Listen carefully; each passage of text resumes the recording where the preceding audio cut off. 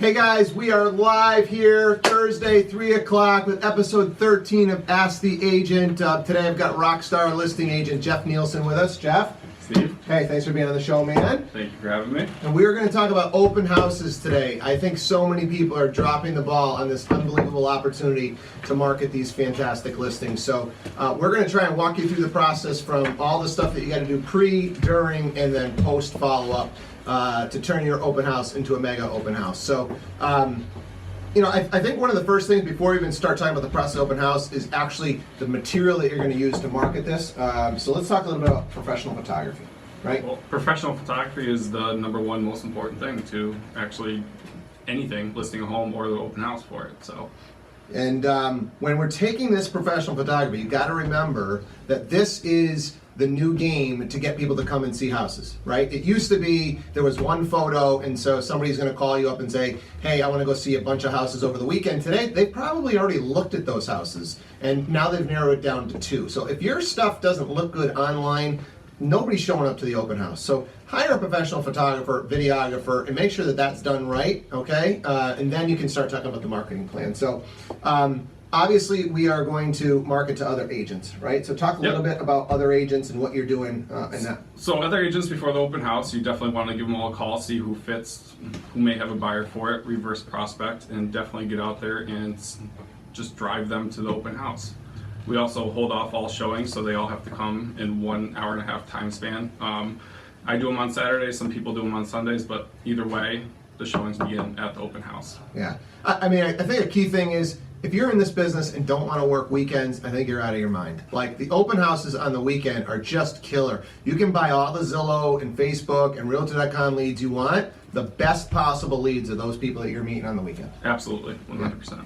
So when we're talking about reverse prospecting, our MLS allows us to do this. I don't know if everybody's does, but we can pull up a list of agents that have potential buyers for that listing. I think agents are very lazy. They put out an open house in the MLS and they expect that all these agents actually know that the property was listed. There is no chance that those agents all know that your property came to market. You got to let them know. So there's a couple of specific things that we like to do. One, we're going to call, text, and email those people with the matches. But maybe you want to look at who's sold the property in that neighborhood recently. Maybe they've got some overflow buyers. Right? Absolutely. And then who are just the top agents in that marketplace? Maybe they don't potentially have people in the MLS system for the reverse prospecting, but hey, this agent is my competition, but in this case, we might need them to bring a buyer. Yes, absolutely. Yep. So we reverse prospect to some other agents. All right, let's talk about signage. Signage prior to. Oh, signage prior to. We are lucky enough to have a listing coordinator, but we have at least 15 to 20 signs out the day. How many? 15 to 20 signs. So I think a lot of people get stuck, right? They're putting one in front of the house, and maybe you're lucky they're going to put one at the end of the street. Like, up the game, let everybody know, make it look like you've got 4 open houses going on that weekend. Yeah, right? Absolutely. And people see them. We do an open house in Agawam. You're going to see it pretty much half of Agawam directing to our one open house that we have. Awesome. And then you do a sandwich board? Yeah, we do a sandwich board. We put it out hopefully a week before the open house so people can drive by and they know the open house is Saturday, 12 to 1:30. All right, so we're capturing people with signage. We're capturing agents by calling, texting. What about neighbors?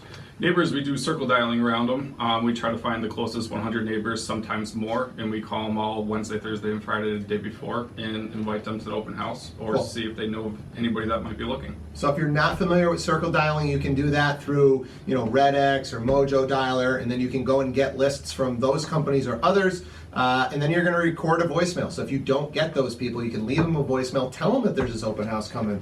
The beauty of packing this open house, you just don't know who's going to know somebody or who's going to tell somebody. And even if you get some random people who show up because of the signage that you used, the other real buyers that might be at that open house, they don't know the difference between the nosy neighbor and the 3 or 4 buyers that are there that are really going to buy this house. Absolutely. The goal is to pack the place. Pack the place and sell it that day. Yeah, sell it that day. Give yourself an opportunity to have conversations, right? If you're going to ask enough questions, I think you're going to be able to pick up leads. Absolutely. All right. So we've talked to the neighbors. We've got people there. All right. It's day of. What are you thinking? Day of. Sell the house. to prepare, right? To prepare for the open house, the actual day of. Day of. Make sure you're there 15 minutes early. Okay. Without a doubt, if you're not 15 minutes early, you're late, in my mind at least. And then just mentally preparing myself to go in and talk to everybody, make sure every single person signs in. We get all of their contact information.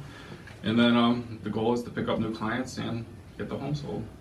Couple of things on the sign-in process that I want to make sure we're very clear on. Number one, got to have a piece of software to do this. If you're still using a piece of paper and having people sign in, I don't know about you, I could never read any of those names anyway, so that was a waste of my time to get that list, and then I never did anything with it, right? So, Absolutely. There's a bunch of pieces of software. The one that we prefer is Open Home Pro. It's freeware out there, and now everybody's signing in, right? What's your policy on that? Well, my policy is straightforward, is if you don't sign in, you have to leave. You're not coming in.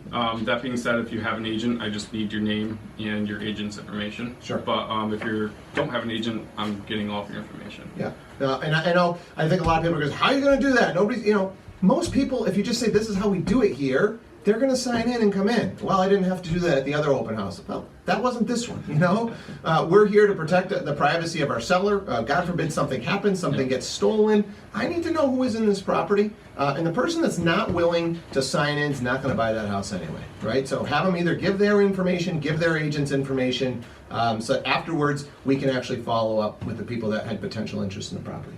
Absolutely. Make sure it's staged right. I don't know what your conversations are with your sellers for day of. If you don't have a stage to go, it has to be decluttered and it has to be as clean as possible. Yeah, this is, for the way that we do it, this is the first time the public's going to get to see this property. So first chance to, or one chance to make a first impression absolutely plays here, right?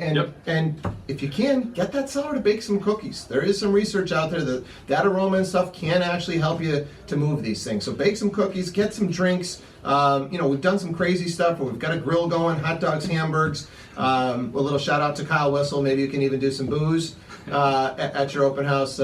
Check your laws in your area on that. We haven't done that yet, but have it be fun, right? Bring some entertainment. Get a bounce house. Get a clown. Get something so that people want to come, and the experience with you is that they had a good time. Absolutely. Right? Yep. I think the other thing is, even if you put on this big show, hopefully you're going to sell the house. You're going to get top dollar for the client. But guess what's going to happen? Other people are going to be impressed that they came to this open house. They've never been to another open house like it. And what's going to happen? You're going to get potential other sellers. Yeah, buyers and sellers, absolutely. Makes it easy to get that next listing. Yep. All right, so open house is over with, okay? You guys killed it. You had 30 groups of people come through. What are you doing next? I personally, as soon as I leave the open house, I hop back onto my iPad where they all signed in, and I call every single person as soon as the open house is over. And I try to get feedback or see what their interest level is on that house in particular. Okay, awesome. So we've narrowed it down. You've got a few agents that there's some interest. What's that conversation like? When I actually speak to the agents? Yep. Yeah, I just say, hey, Mr. Agent, your client X came through my open house today and they showed a lot of interest. And I wanted to see if they've either contacted you yet about it, or can you reach out to them and see what their interest level is? Because there was a lot of people at the open house today. Awesome. And maybe even take it as far as I'm expecting multiple offers, right? And put a little bit of pressure. That's what this mega open house is designed to do. The private showings that typically happen on a property are just an agent and a buyer strolling through the property at their own speed, no pressure. You go to an open house and there's 30 groups of buyers, and then the agent calls you up after and says, hey, did your clients have any interest in the property? You can confidently say, hey, look, your buyer was there just like everybody else. I know that they had some interest, and look, we've got a lot of interest in this property, so you better bring a good offer. Absolutely. So it's going to put you in a leverage position to get that top dollar for your client. Yep. All right, so you followed up, you've taken the offers. What are you doing with anybody that doesn't have an agent? I literally follow up with them every single day, whether it's a phone call, a text message, or an email daily, and see what they're looking for. Sure. And make sure that I can grab them as a client. Yep. Because that's my job. Yeah. Number one goal of that open house is sell the house. Number two goal is turn those unrepresented buyers into your future clients. Yep. These are people who are, taking time off of their weekend to go and look at property. They're serious about buying a house. Yeah, absolutely. And my recommendation is call until they tell you to stop calling. Set them up on an alert through whatever system that you use to send out properties with other properties that are similar to the one they came in. Even if you don't know their criteria, maybe they click on one and start to engage with you. Yeah, absolutely. And should be picking up at least one client every open house. Every open house. Every open house. Easy. I don't know. That's what I got. Well, actually, the one thing to back up on is the social media blast that we do before the open house. That really drives a ridiculous amount of people to the open houses. We've seen upwards of over 100 couples at our open houses. And I mean, for one example, we did a social media blast and it was an expired listing. We put it back on the market actually higher than what it was on the market before with the previous agent. We had 116 couples come through and we only had one offer, but it was $15,000 what we're asking. Beautiful. It was pretty amazing. And you can also do an event specific for your open house, right? If you're going to do Facebook, so not just a post, but you can do a Facebook event, and then you can invite people to that open house. Maybe they share it, etc. Yeah, absolutely. Yep. It's amazing. Okay. I don't know. I think that's all I got, man. That's all I got. I wish you guys the absolute best. Spend a little bit of money, spend a little bit of extra on the marketing, and I think you guys are going to enjoy doing these mega open houses. So tune in next week, Thursday, 3 o'clock. Like, comment, share below. If you've got anything that you want to see addressed as a topic on a future episode, please hit us up. Jeff, thanks so much, man. Thanks, Steve. Yes, I can be. Whoa, boom, boom, and zippity zoom. Love is sweet, love is grand, works one. We bop and zippity hop. I'll never be a millionaire. Whoa, boom,